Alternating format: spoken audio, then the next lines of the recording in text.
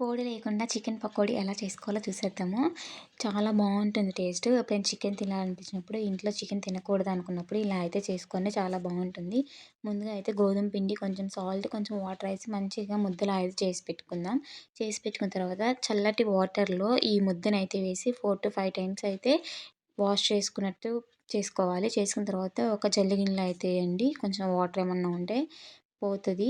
తర్వాత ఒక దాంట్లో వాటర్ యాడ్ చేసి, అందులో కొంచెం పసుపు, కొంచెం ఉప్పు వేసి, ఈ ముక్కలన్నీ అందులో వేస్తే ఉడుకుతాయి. ఒక 10 మినిట్స్ ఉడకబెట్టుకోవాలి. ఇలా ఉడకబెట్టుకున్న తర్వాత తీసి ఒక జల్లి గిన్నెలో ఏస్తే ఇంకేమన్నా వాటర్ ఉంటే పోతది. ఇలా చిన్న చిన్న పీసెస్‌గా కట్ చేసి పెట్టుకోవాలి.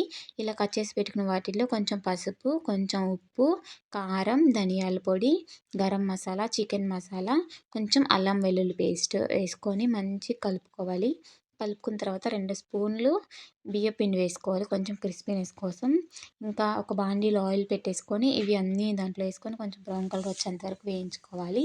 చాలా అంటే చాలా బాగుంది టేస్ట్. ఇది సాస్‌తో అయినా తినొచ్చు. లేదంటే ఆనియన్ అండ్ లెమన్ పెట్టుకొని తింటే చాలా బాగుంటుంది టేస్ట్.